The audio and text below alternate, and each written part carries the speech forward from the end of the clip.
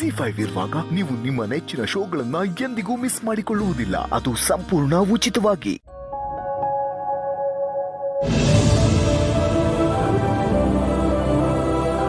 ನಮ್ ಗುಂಡಪ್ಪ ನಿನ್ಗೆ ಹುಟ್ಟೋ ಮಗುಗೆ ಮುತುವರ್ಜಿಯಿಂದ ತೊಟ್ಲು ತರಿಸಿದಾನೆ. ನಿಂಗೆ ತೊಟ್ಲು ತೂಗೋ ಕಷ್ಟನೂ ಇರಬಾರ್ದು ಅಂತ ಬಿಗ್ ಬ್ರೋ ಇದನ್ನ ಸ್ವೀಡನ್ ಇಂದ ತರಿಸಿದಾನೆ. Just one touch.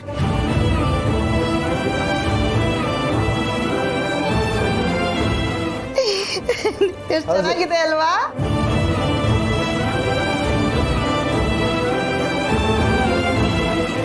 ಮ್ಯೂಸಿಕ್ ಬರ್ತಾ ಇದೆ.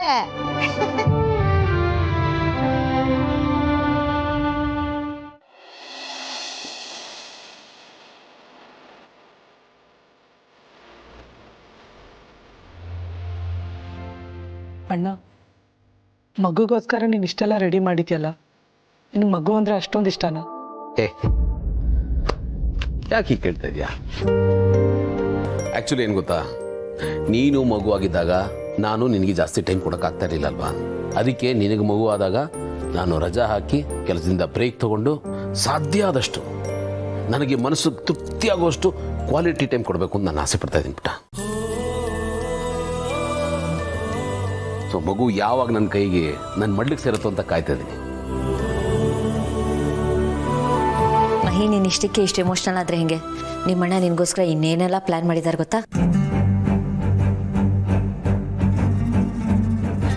ಈಗ ಯಾಕೆ ಇದೆಲ್ಲ ಜಸ್ಟ್ ಇಗ್ನೋರ್ ಇಟ್ಟ. ಅದಕ್ಕೆ ಪ್ಲೀಸ್ ಹೇಳಿ. ನಾನೇನು ಹೇಳಲ್ಲಪ್ಪ, ನಿಮ್ಮ ಅಣ್ಣನ ಹತ್ರನೇ ಕೇಳು. ಅಣ್ಣ ಪ್ಲೀಸ್.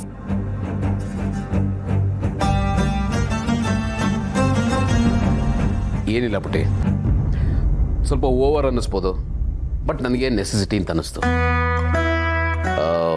ನೀನು ಹುಟ್ಟೋ ಮಗುಗೆ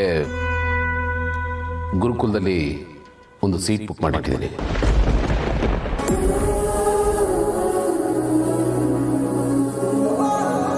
ಆ ಮಗು ಗುರುಕುಲದಲ್ಲೇ ಓದಬೇಕು, ಆ ವಾತಾವರಣದಲ್ಲಿ ಬೆಳಿಬೇಕು ಅಂತ ನನಗೆ ಆಸೆ. ಅದಕ್ಕೋಸ್ಕರ ಹಾಗೆ ಮಾಡಿದೆ. ಸಾರಿ, ನೀನು ಕೇಳಿದೆ ಏನೇನೋ ಮಾಡ್ತಾ ಇದ್ದೀನಿ. ಏನಣ್ಣ ಇದು?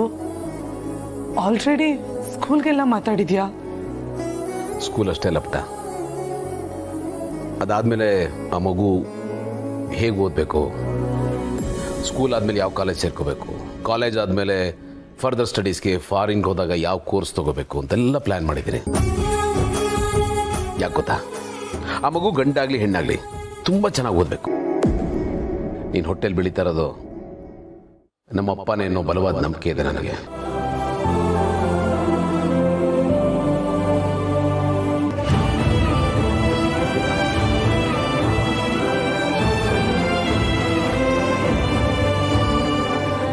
ಅರೆ ಪುಟ ಪುಟ, ಅವಳಿಗೆ ಸ್ವಲ್ಪ ಟೈಮ್ ಕೊಡಿ. ನೀವು ಹೋದರೆ ಇನ್ನೂ ಎಮೋಷ್ನಲ್ ಆಗ್ತಾಳೆ. ಏನು ಗೊತ್ತಾಗುತ್ತಮ್ಮವ್ರೆ, ಕೂಸುಟ್ಟಕ್ಕೆ ಮುಂಚೆನೇ ಕುಲಾವಿ ಹೊಲಿಸಿದ್ರು ಅನ್ನೋ ಗಾದೆ ಮಾತನ್ನ ನೀವು ತುಂಬ ಸೀರಿಯಸ್ ಆಗಿ ತೊಗೊಂಡು ನೆಕ್ಸ್ಟ್ ಲೆವೆಲ್ಗೆ ತೊಗೊಂಡು ಹೋಗ್ಬಿಟ್ಟಿದ್ದೀರ.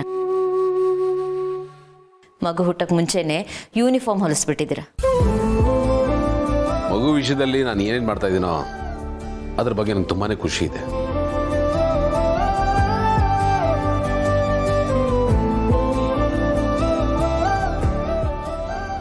ಇದೇ ಖುಷಿ ನಮ್ಮ ವಿಷಯದಲ್ಲೂ ಇರುತ್ತಲ್ವ ಡುಮಾ ಸರ್? ZEE5 ಆಪ್ ಡೌನ್ಲೋಡ್ ಮಾಡಿ ಎಲ್ಲಾ ಸಂಚಿಕೆಗಳನ್ನು ಸಂಪೂರ್ಣ ಉಚಿತವಾಗಿ ನೋಡಿ.